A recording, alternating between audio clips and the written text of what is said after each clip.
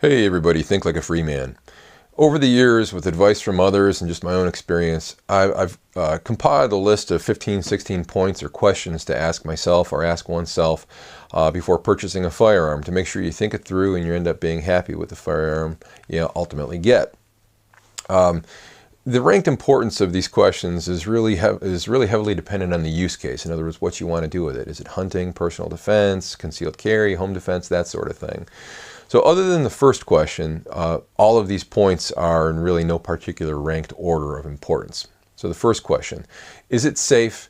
Is it legal? And what I mean by that is, there's been firearms out there that have been on recall because of some sort of safety issue. If you're buying a used firearm, it might be damaged in some way. If you have any questions on the firearm, check the manufacturer, check with a competent gunsmith to make sure it's safe. The other piece of this question is it legal? Again, state laws vary widely. I like to go up to New York shooting every now and again.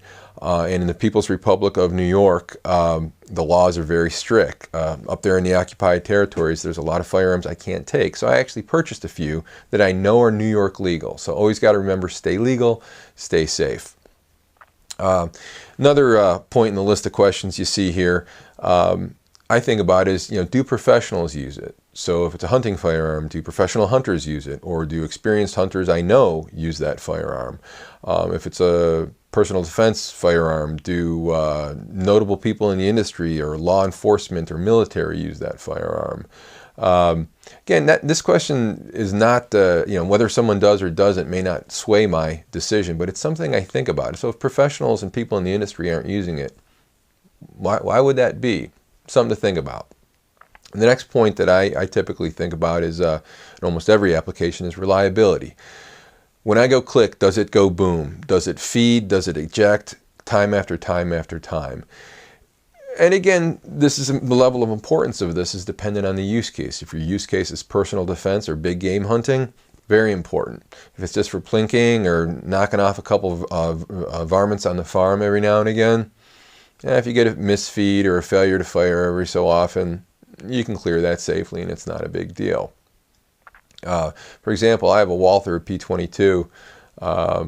It's a finicky firearm, doesn't feed very reliably, but it's got a very small handle. It's comfortable to shoot, so I use it as a demonstration gun when I take first-time shooters out.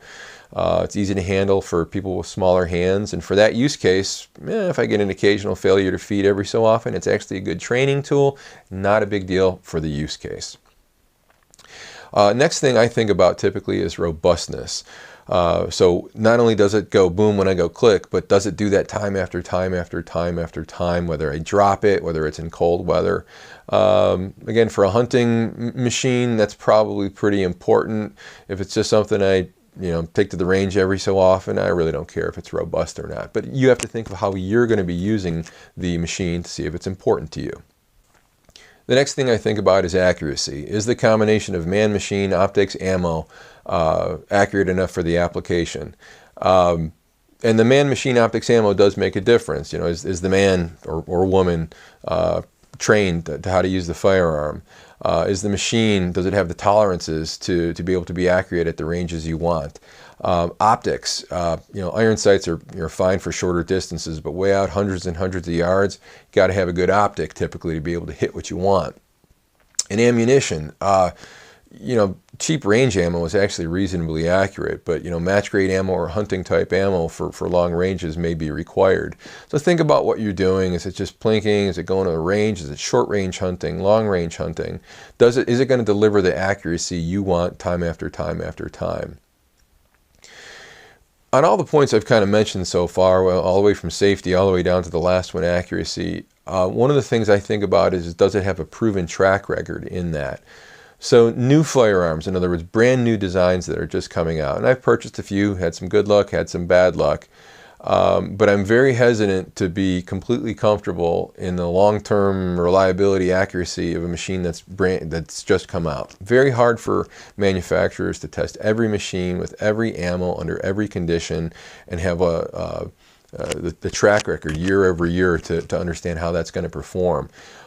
So I'm very leery about buying brand new machines. I have done it before, and sometimes it's been fine.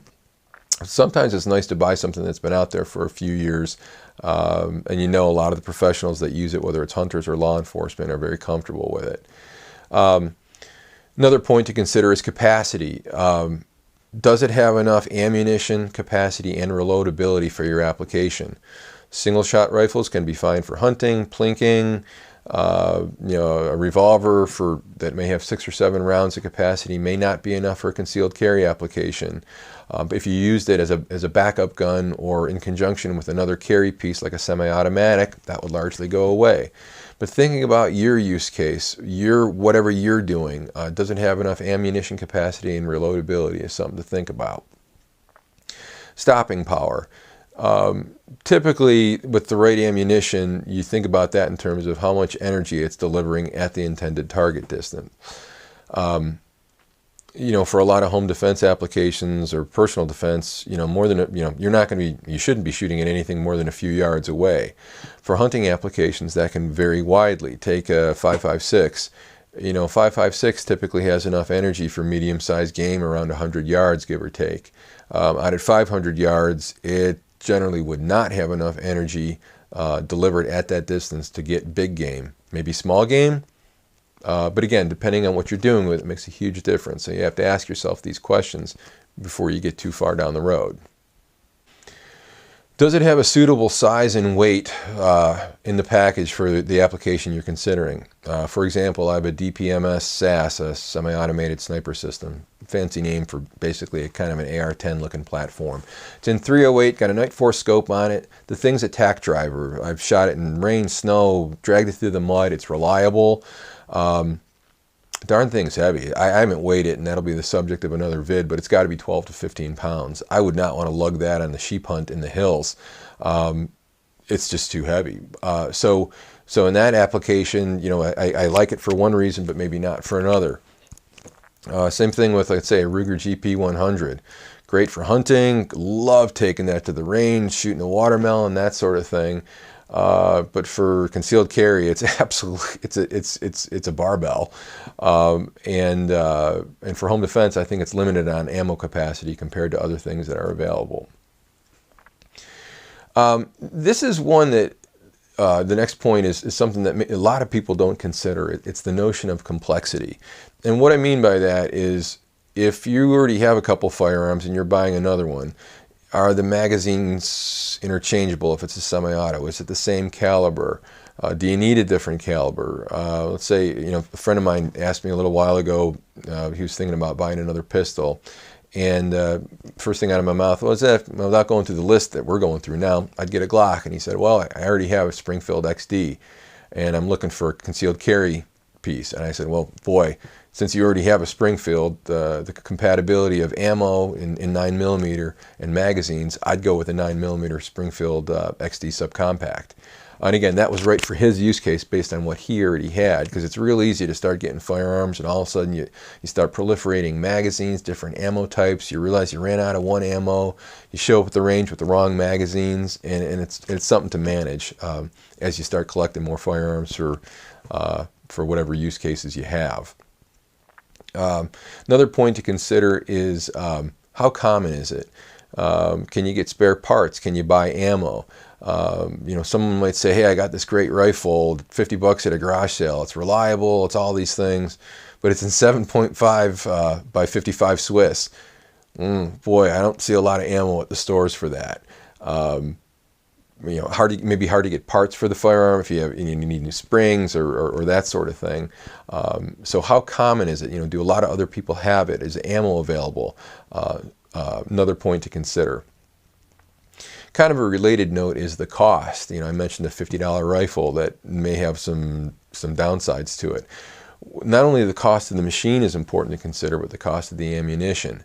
And so on the machine, you might look at a Heckler and Koch that might be $1,000 versus a Smith and Wesson that's maybe $500 or $600.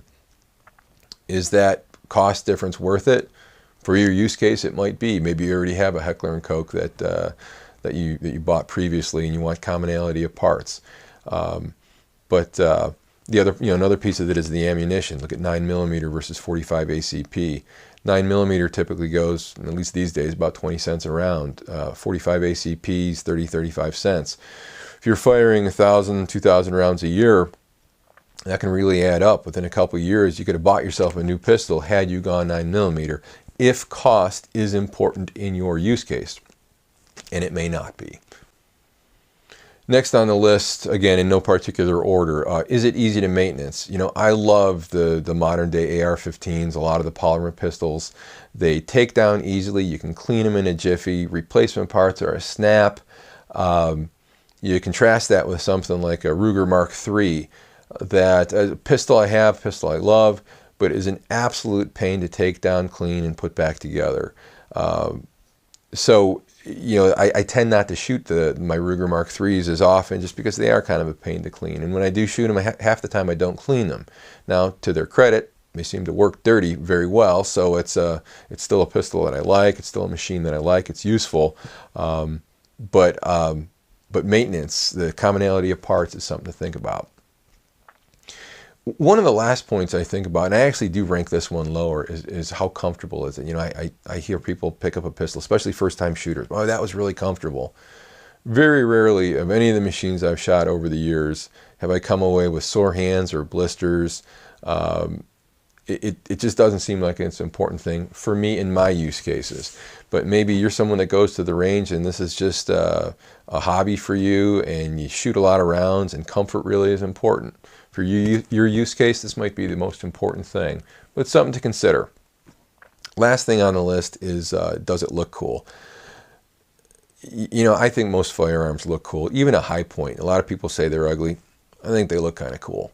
You know, so, but at the end of the day, if you view a firearm as a tool, you know, how it looks really doesn't matter. So if it looks cool or it looks, you know, it doesn't matter unless it does. Hopefully you've taken something away from this video, and you can consider these points on your next firearm purchase, or recommend it to someone else and help them to make you a little happier with whatever you get. That's all for now. Always remember, think freedom.